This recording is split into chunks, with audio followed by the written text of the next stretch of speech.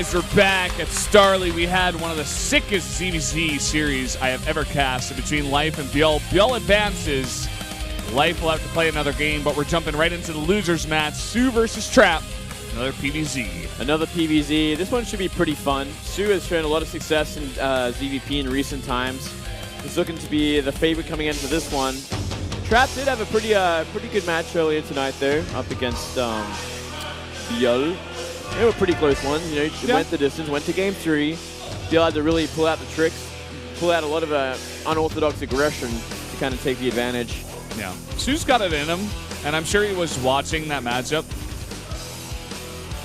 just to make sure, you know, he could get everything set in case he had to go up against Trap. And let's see what he can do here. Looking angry as always, kind of slouched. Yeah, he's actually not a happy chappy today, even when we saw him in the dressing room. Oh, what a happy chappy. He was an angry chappy? He was an angry fish. And there's Trap. Looking a little nervous here. Yeah. But he knows he's Protoss. Just joking. Just joking. You know, just for us, it's all going to be okay for We're Trap. all just joking around here at the Swirling. Yeah. We're all just pushing some buttons. We're pushing the buttons of those Protoss players out there. You know, I'm only joking, guys. You know, Force Fields are right. Overgrowth, King Sadok Station, and Cactus Valley going to be the maps going into this one. Yeah, soO lets Cactus Valley through. Decides to take away Bonnie Research Station. Biel was totally fine to go on Bonnie Research Station versus any kind of Protoss you want. And that's kind of interesting.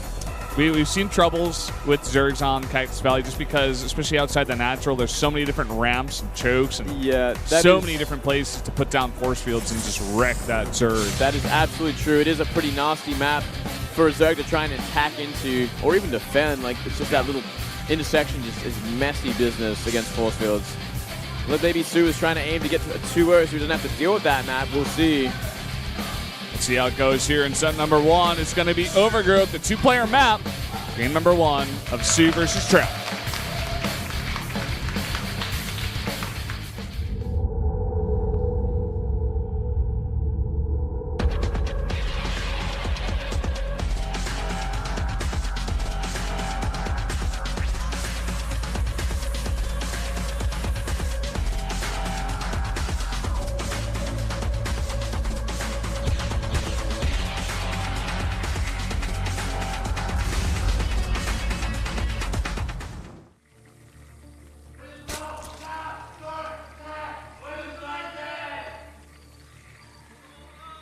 Here in the top right, our Zerg player in the blue from SK Telecom.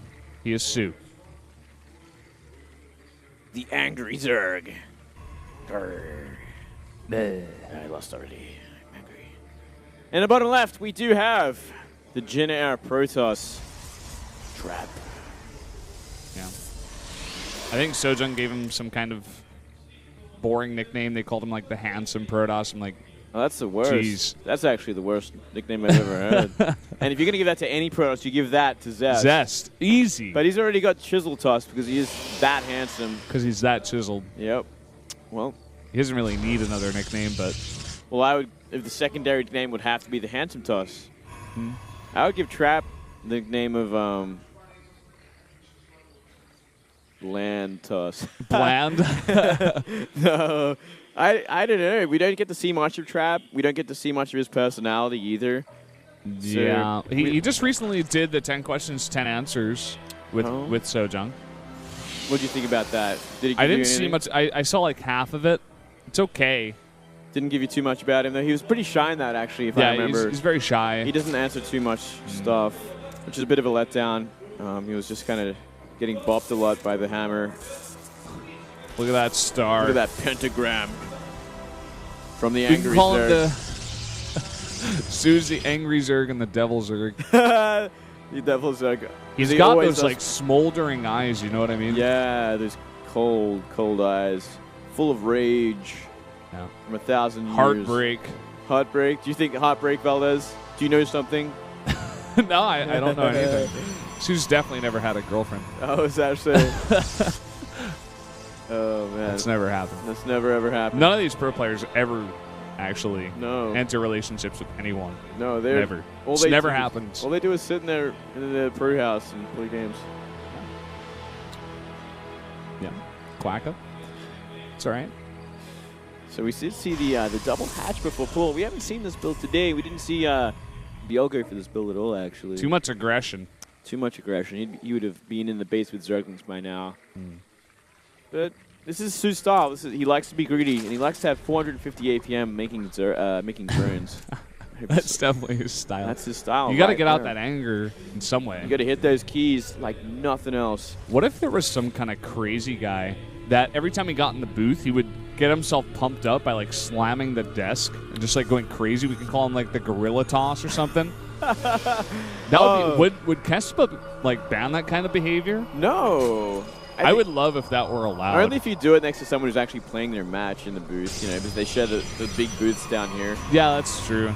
But I think that'd be really cool. You know, like you see like those power lifters like psyching themselves up before a big lift, like, come on.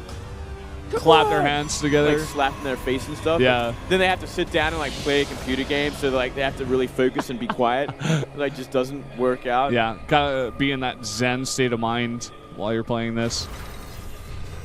Anyone who's like actually this good at StarCraft has to be near genius level. I mean, you have to be a strategic god to be good at this game. Like one of the most hardworking people as well. Like that's true. Like these guys have been playing for so many years now, and a lot of them haven't had success until now as well. And we only really saw soO take off last year, and he's been doing this non-stop. Life's probably the only exception. He's just been doing it forever since the start, and he's always been like amazing. Blink Stalker is going to be the choice from Trap once again on 2 base. Are you surprised? Not at all. Not at all, Valdez. It's what we saw from Trap in the last couple games. It's what we see from Protoss in nearly every game these days. And what if a Protoss just... Oh, man. Hold that thought. Link gets by, and it's going to get into the main. It's going to get into the main. Oh, look at that. Oh, didn't see it. It's going to go down. It's going to go south. Oh, he sees a chrono boosted Twilight making blink. Yep, that's all he's got to know. He knows everything he needs to know. Well, he's got to see, rather. He might be a little worried, though, because he's been droning non-stop. He doesn't have a Roach Warren yet. And this attack could come pretty soon. Oh, yeah. Look at that. Warp Gate finishing now. He's going to have 53 drones out on the map this fast. Yeah, this is soO in a nutshell, man. He's just crazy. What? He's making spore crawlers. Or, yeah, I mean, what? He thinks it's DT. Maybe he's just being safe. Maybe he didn't see the chrono boost. Maybe he thought potentially it was a fake chrono boost, and this is just ultra safe. Like, let me just make sure. It might be that way. You might be thinking of both. You know, like maybe he could be faking Blink by starting the upgrade and chrono boosting it while the DT Shrine was already building. Exactly. So he's got to be super careful right now. But he's still going to be in a good position because he was able to be that greedy with his drones, and still Trap is forced back in his base. For now, at least. Yeah, he's in a very good position. He's making more and more drones. 8 more drones here. Man, he's being so greedy. The scary thing here is that he needs to scout there's no third base and be like, okay, I have to make roaches now because it's going to be coming my way. Yeah. Takes out the probe. We already see Trap up at 50 probes, and he is making 2 at a time, so kind of does say that he is going for that third base. It does, doesn't he? It looked like he was going for a much earlier aggression, but it got scouted, so he's like, this is my transition. I'm going to go straight into that Nexus. It could be an empty Nexus as well, mind you. He could just be waiting for that +2 before he tries to make a move out. Go for that empty 3 base. Oh, that's so huge. many lings. He's not even going to get one single probe.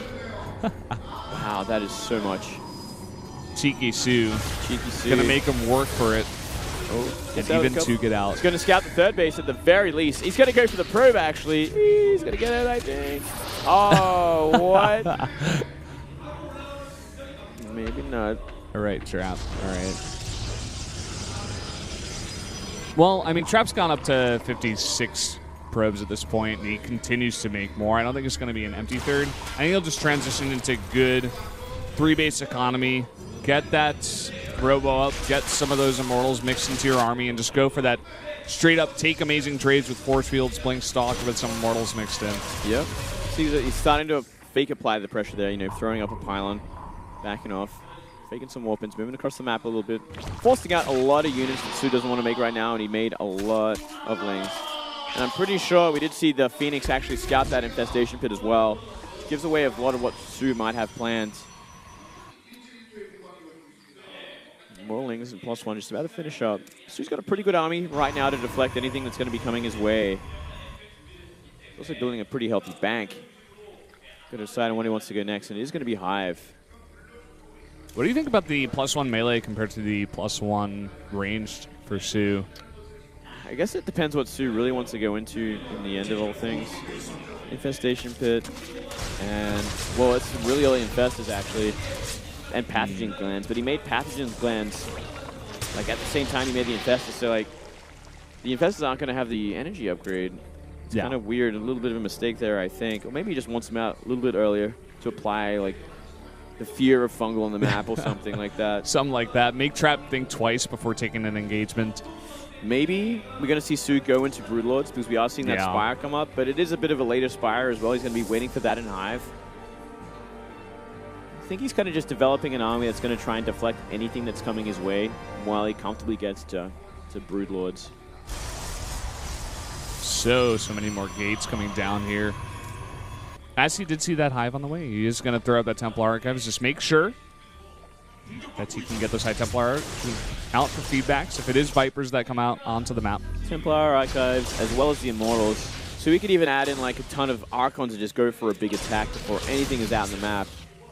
And look at that, even Adrenal Glands coming out. So he really wants to focus on these Lings, but they are just not going to have much of a lifespan with no armor at all. Yeah. They will have +2, so they will be doing some damage, but like you said, they're just going to be shredded. Yeah, absolutely. Infestors are out. 4 Infestors. He hides them for now. I'm not actually sure if Trap saw that with his... oh, very nice there. With his hallucination scouts. You know, he saw the pit. Yeah. But did he see the actual infestors coming out? I don't think he's seen the infestors at all. He may have just assumed that it was for Hive. We could see like a big recall if the infestors get like the money fungal. And 30 more lings, 18 more roaches on the way. It's pure ling roach against this with fungal. Very interesting. No Hydras whatsoever. Hydras would do alright against this kind of composition too, but there's no High Templar just yet either. And Force Fields will get pretty ugly here. Oh, nice time warp. He doesn't attack with it. He doesn't really take advantage of it. It's kind of strange. Not just yet. Look at this. The Mothership Thor actually might even kill... Oh, but that fungal actually getting all the sentries at the front. This is actually a really nice concave for soO. Trying to put down some more force fields and just take a decent fight, and he does do that. Mothership Core stays alive. And now he's actually trying to focus down these infestors. 1 HP. And this is actually not a bad fight for Trap at all. He's got the composition advantage by far. More and more lings coming out now, though. There's about 60 lings. +2 finishes too for the lings. And an Adrenal Gland as well.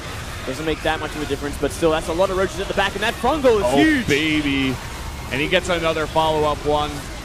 No more blinks for these guys. He's attacking from both sides. The roaches are helping out a bit, though. And more and more Warpins. Those Immortals are insane. 16 kills on one. I can't imagine on the other. And still, it's the hard position to be in. Roaches and Lings going to come from both sides. Drone's even fighting at this point. It's a desperate attack. He needs to focus down these Immortals. But with these constant Zella Warpins, I don't know if he can actually do it. Looks like Trap hit right before soO was ever able to transition into Broodlords. Very nice timing attack coming in. Don't know if it was on purpose, but definitely took advantage of the situation soO was in. I really thought I really think Hydras would make a big difference against that kind of composition as well. Especially because the Force Fields just had so much work. I think you really could have had a better position with these Hydras in it as well. I don't know. Yeah.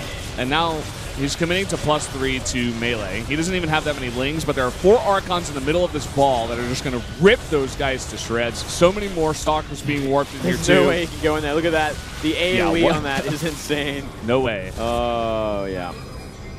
Yep. In fact, Trap's being very patient with this attack. Very smartly, you know. He's going to have to go into a concave of death against Archon, Immortal, Master Stalker. Now, looks like soO might try and fight Archon on 20 HP. That Mothership Core somehow still alive as well. Spent most of the day chasing infestors. 8 kills on it, actually. Wow. Wow, look at that. And now another good position for Trap. Nice concave that here. Was huge. Sacrificing just one Stalker to take out 2 infestors. All of these Zealots in the front to deal with the Lings. Nice pullback on the Lings from soO, but this is not a good position for soO to fight in. No, 2 Force Field's going to ruin this Roach concave. And now he's like facing 28 kills, 29 Stalker. kills, Wow. 30. That's disgusting, man. Yeah, that's what happens when you don't touch the Immortals. Gross. It is GG. completely You know what that brutal. is? It's GG. It's GG, Valdez. That's exactly right. You said it. Trap takes the game. Very nice composition from Trap. I wonder if he had an idea of what kind of composition soO would be going for. You know, mass Ling Roach like that into the late game, where he could have like so many more units and so many Hydras to help out against that kind of army. It would have made a big difference. Just forgoing that to try to make that super late game transition a little bit earlier. Maybe thinking that Trap wasn't going to go aggressive there at that moment in time. It was literally the perfect time. The Greater Spire had just finished when he attacked. So it didn't give soO any time to get any Broodlords out on the map. There was just no chance.